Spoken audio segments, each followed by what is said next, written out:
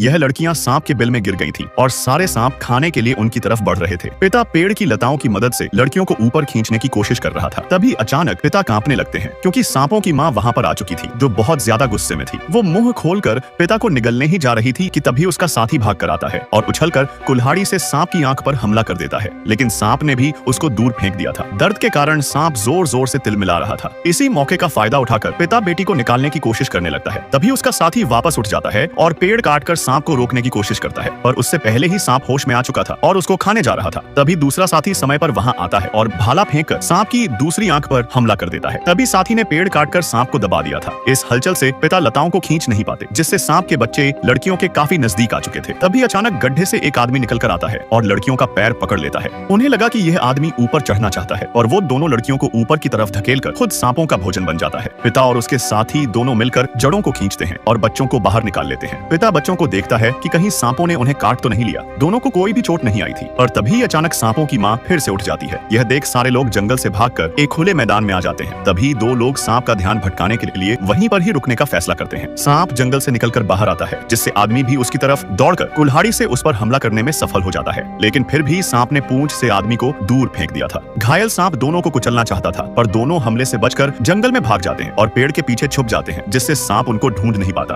उसी समय पिता अपने साथियों की मदद करने जा रहा था। तभी अचानक उसको पीछे से एक आवाज आती है और जब उसने मुड़कर देखा तो सांप ने उसकी बेटी को एक झटके में निगल लिया था, जिससे गुस्से में पिता सांप पर हमला करने जाता है, लेकिन इतने विशालकाय सांप के आगे कोई नहीं टिक सकता था। इसलिए उसका साथी मशाल जलाकर सांप को आकर्षित कर लेता है और जंगल में आकर मशाल को तेल में फेंक देता है, जिस कारण सांप आग की लपटों में आ चुका था। वो जलता हुआ जंगल से बाहर आता है और मारा जाता है।